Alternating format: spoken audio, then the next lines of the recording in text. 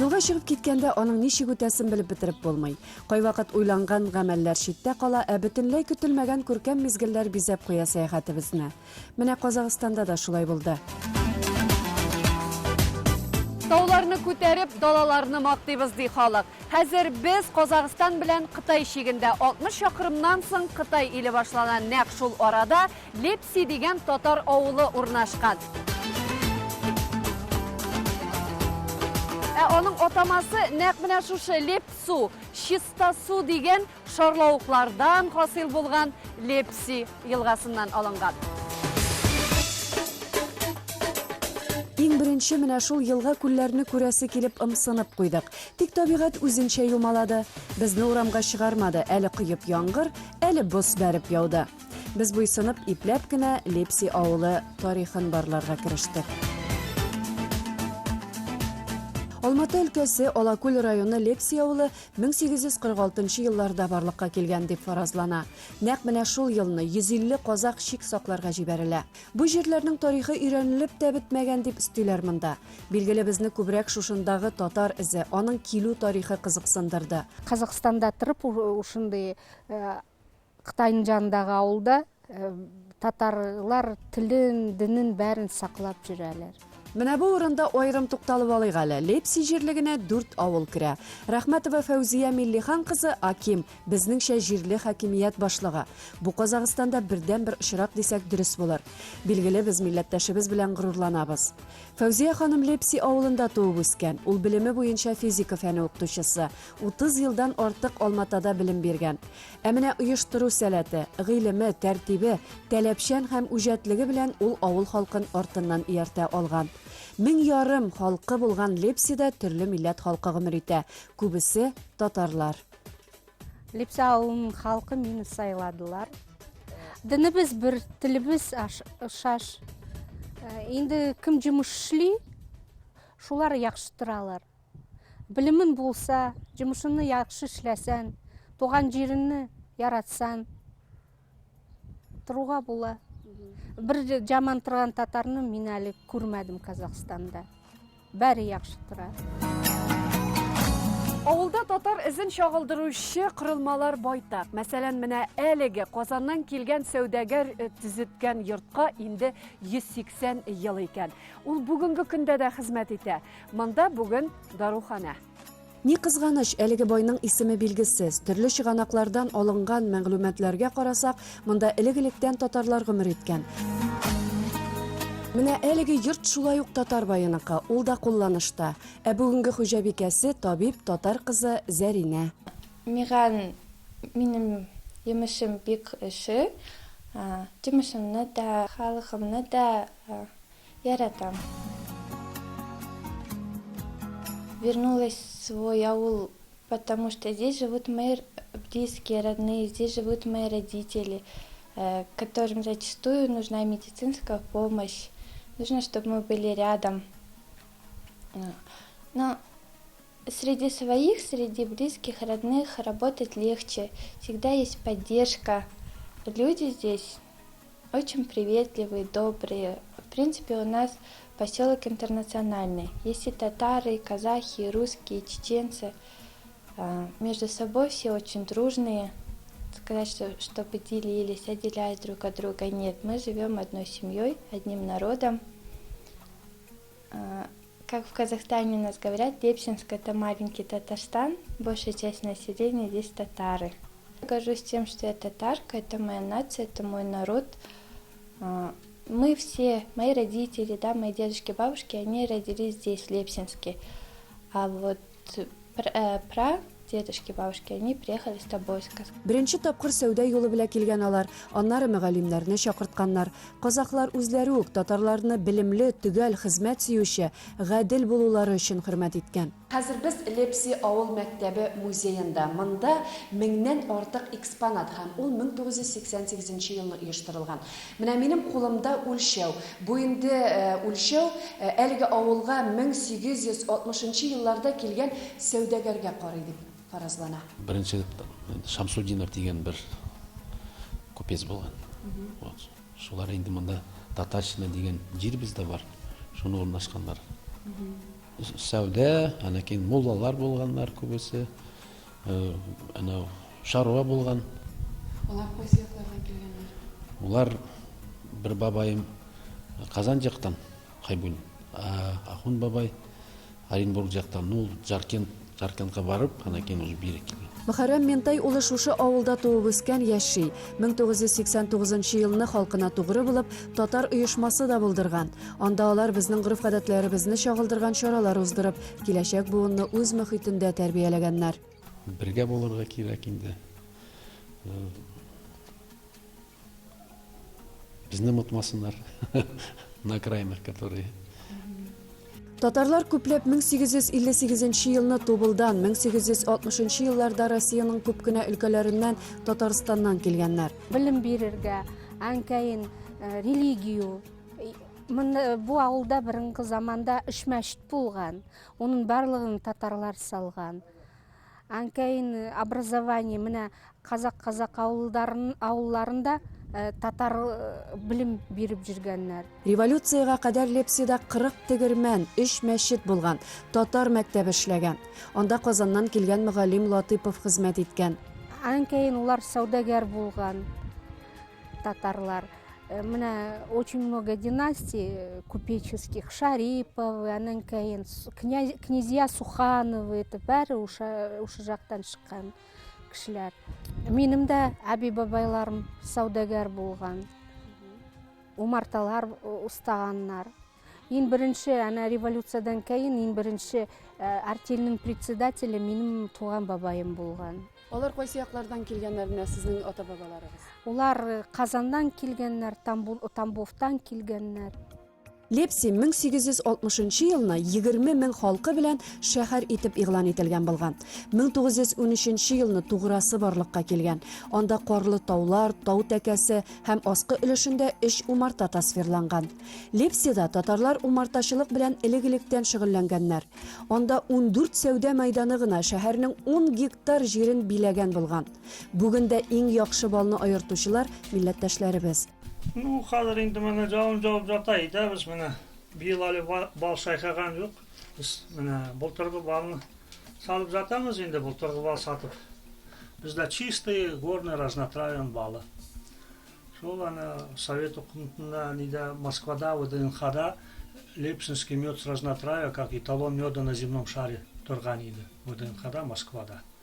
Шул Лепсин балына аналогов нету. Ни өчен монда иң яхшы бал?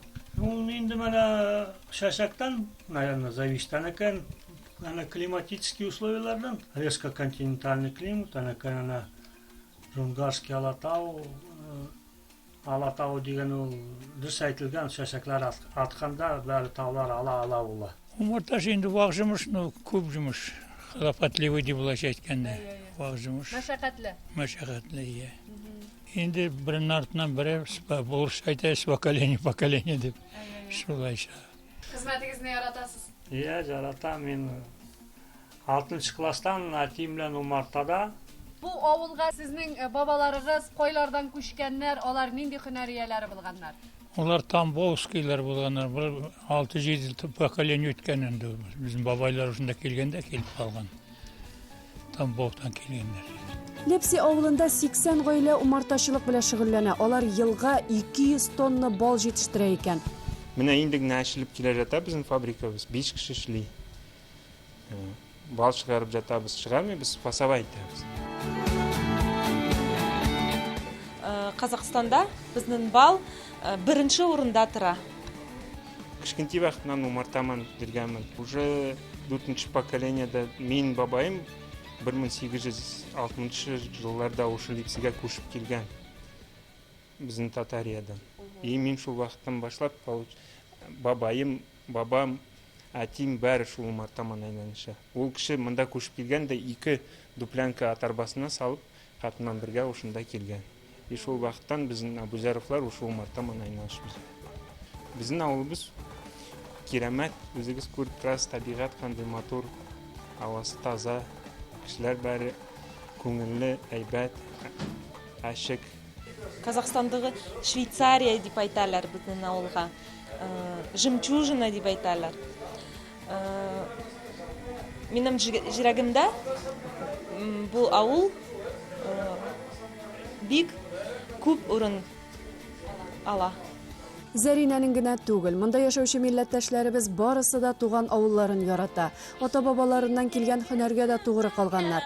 Әбүзәровлар авылда иң хөрмәтле гаилә, алар умартачылар. Безне гармон тартып каршы алдылар. Үзебезнең умарта бар менә курада тора. Кемпирем менән икебез шул умарта карыйбыз. Анда-санда машинага утырып, балаларга кунакка барабыз, торабыз. Базарға барабыз, шулай күніп тұрабыз. Қызымда да умартасы бар. Оларда умартасы енді көп. Мына жерде генә тұралар көрші. Мына қызымда. Әтесі бар, 3 баласы бар, оның да. Бұрынғы заманнан келген нәрсе умарта ұстап. Ол умартаның жұмышы көп қой, ерте білін шықсан, бәрін қарап бітіргенше кеш бата. Сағат 4-тен тұрабыз. Әнекен сағат 10-ға шей мал қарайбыз. Әнекен сағат 10-дан сағат 1-ге шейін умарта. Әнекен 1-ден перерив, 5-ге шейін тағы да умарта. Әбүзәровлар 6 бала тәрбияләп үстергәннәр, 1 кыз, 5 малай. Барысы да умартачылык һөнәрен яхшы белә. Тракториста болдым. 66 жылы армиядан қайтқаннан кейін совхозда парторг болып жүрдім. 80 жылдары лесхозда парторг болдым. Онан пчеловодта болдым, кузнецта болдым, плотникта болдым. Ішлемеген іш қалмады, бәрін ішледім. Көл жасадым, балық жібердім. 1200 түп ағаш отырттым, қарағай, қайын. Қазір мына уже сазанар зор болып өстілер. Осы ауылға деп жасады, мына 5 шақырым осы жерден.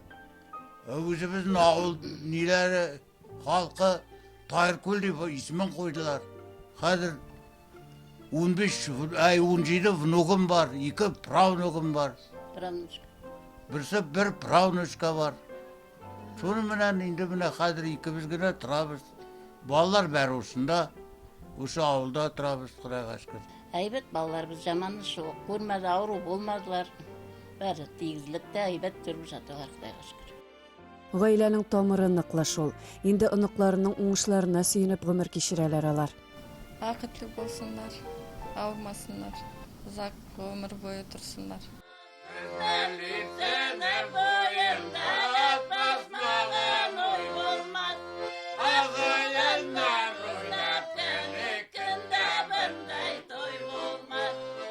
Бу көнне Әбүзәровларга туганнары да килгән иде. Билгеле безнең әңгәмәгә алар да кушылды. Аллаға шүкір міне, сізді де көруге насип болды бізге, Аллаға шүкір міне. Өз тілімізді сыйлашабыз, балаларымыз да бәрі әйбәт, аман исән.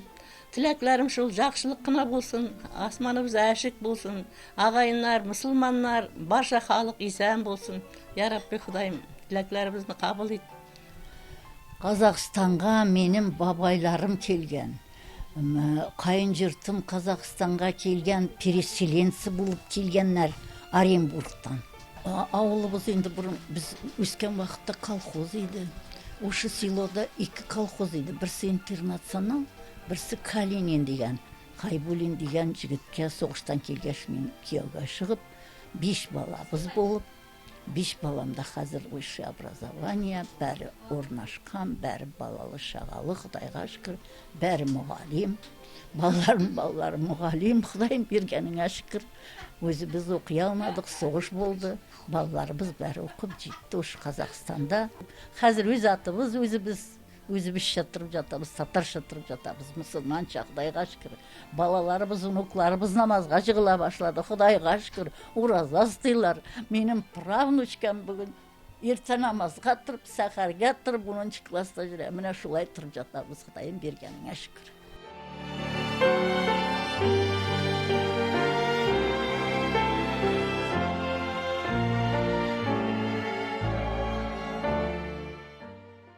Ол жерде мұсылман еді, татарлар бұрыннан Қазақстанға дінда келген халық болғандықтан, енді бұл жерде мешіт болмауы мүмкін емес деп ойлаймыз.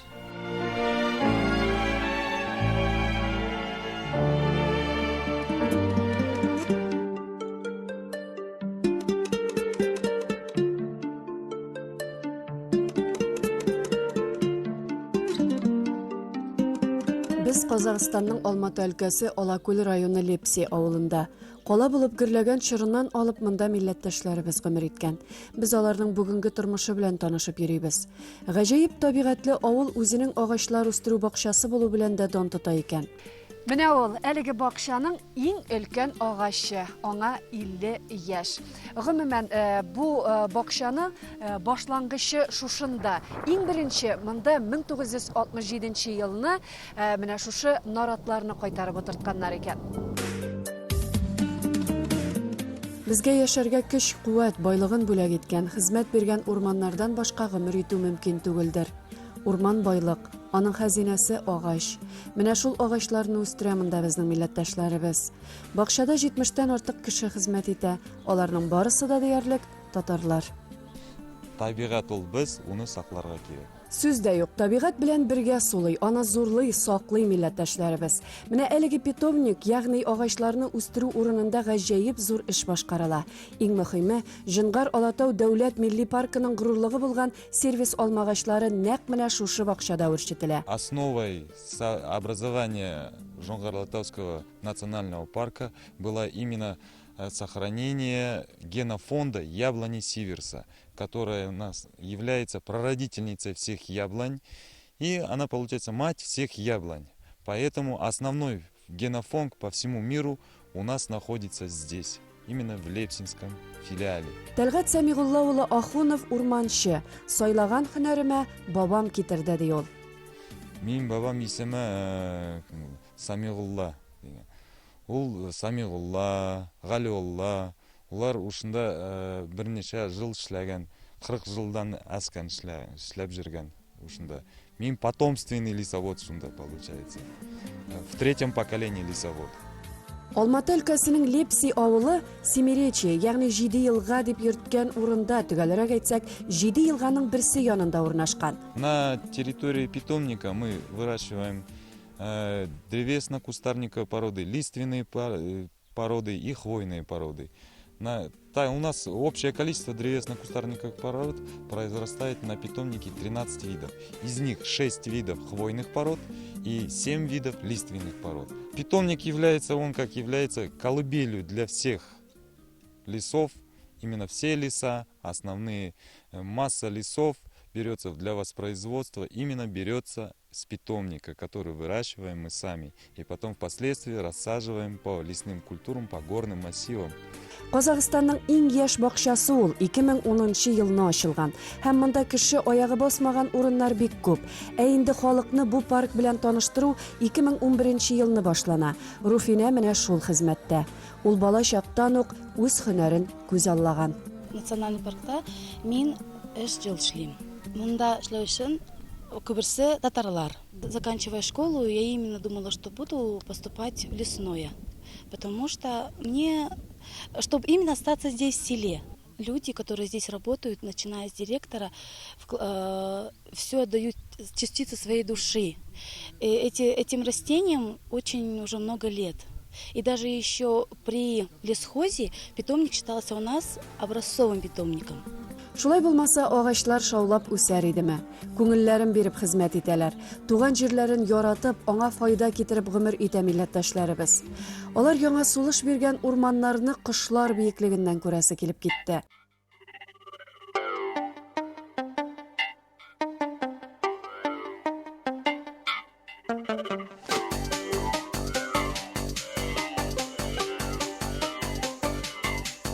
Һавага күтәрелүгә без милләттәшләребез атаган алма агачларын күзәттек.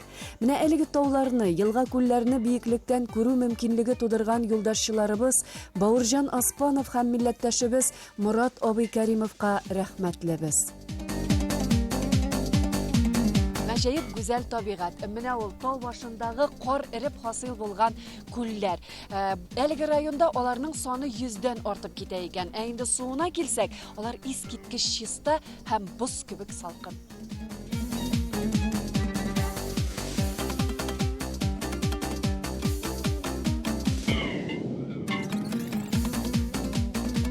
Без әле Казакъстанның иң зур күлләренең берсе Алакүлгә дә барып җиттек.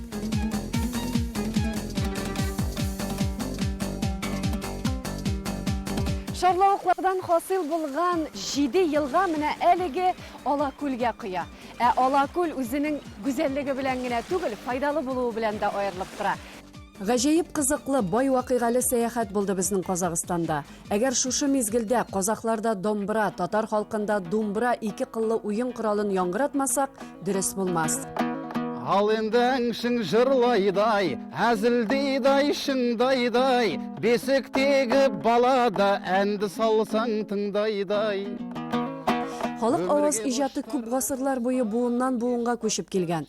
Кеше табигатьнең асылын, анда тоткан урынын аңларга омтылган, аерым күзәтүләрен һәм нәтиҗәләрен, уй-хыялларын җырлап яктырткан. Аларның теле гади, вакыйгалар аңлаешлы. Жаман булса булгайдай, ар таза азамат жауыздық сірә қылмайдай. Жетесізге сөз айтсан, асау аттай тулайдай, өз-өзіңне абай бол кездесерсің мұндайғай. Шушы җирлектә туып үскән Лепси авылын үстерү өчен бөтен көчен куйган казак егете, эшкуар Бауыржан Аспанов узатып йөрде безне. Ул үзе 6 бала атасы. Гаиләсе халкы өчен күп изге гамәлләр башкара. Лепсида сәләтле балалар өчен авыл спорт интернаты булдырган, зур төзелеш алып бара. Менә шул татарлар күпләп гомер итүче авылга игътибары зур аның. Безгә дә олы хөрмәт белән гүзәл Алматы өлкәсе киңлекләрен күрсәтеп йөрде.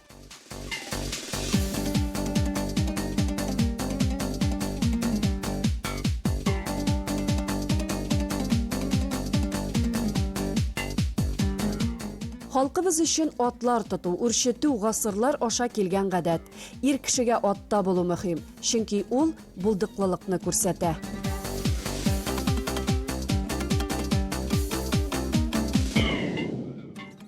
Biz яңа гына сезнең белән кыргый атны тоту шаһитлары булдык. Искиткеч күренеш. Менә әлеге табунда колыннары белән бергә санасаң 400 ат.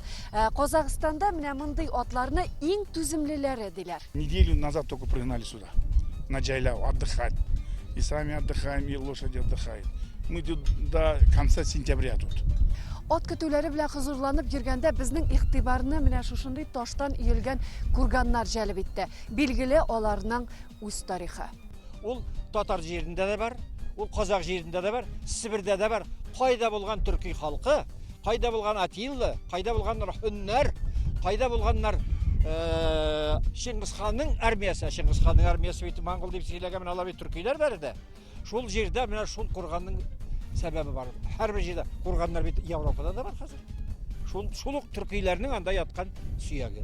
Әлеге җәйләүләр үзләренең табуннары, көтүләре, искиткеч табигате, файдалы үсемлекләре белән генә үзенчәлекле түгел. Менә мондагы халык фикеренчә, шушы җәйләүдә генә дә 153 курган бар икән. Эта местность исторически известна тем, что имеются вот такие курганы, но их курганов по всей территории Казахстана, конечно, много. Сколько я читал, там больше сотни тысяч. При этом многие из них разведанные. Курган деген сүзнең төшенеклеген әйтсәк әгәр дә ул яклау дигән сүз. Яклый дигән сүз. Алар үлгән ханны, султанны, зур байны, батырны җирлиләр.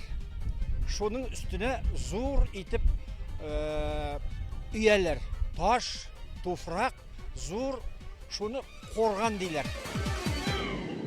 Ике функциясы булган аның. Беренчесе орлардан, явызлардан үлекне, мәйтне сакларга. Икенчесе шул курганның өстендә алар койганнар ут яга торган утын.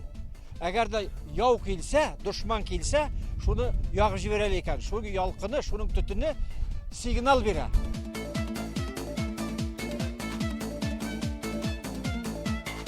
Этим захоронением, это я могу 100% утверждать, потому что с учеными я больше 10 лет работаю по курганам. Группа ученых, они сейчас у меня под Алакулем, там раскопки делают, городище. Поэтому я это могу ответственно сказать, что этим курганам минимально им 2100-200, а так 2,5-3 тысячи лет. Есть до 4 тысяч лет. Сакские периоды. Это научно уже доказано. Это Монда бик күп кызыклы табылдыклар хакында җиткерелде. Билгеле, барысын да күрсәтеп бетереп булмый. Иң мөһиме, әлеге җирлекнең тарихын ныклап өйрәнәләр. Лепси авылы турында да киләчәк буынга җиткерәсе истәлекләр байтак әле.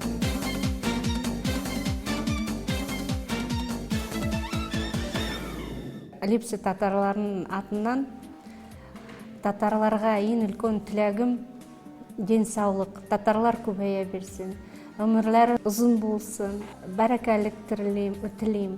Ә без милләттәшләребез өчен тагын бер кат горурлык хисен тоеп, юлга кузгалабыз. Чын ихластан рәхмәт сиңа, халкым.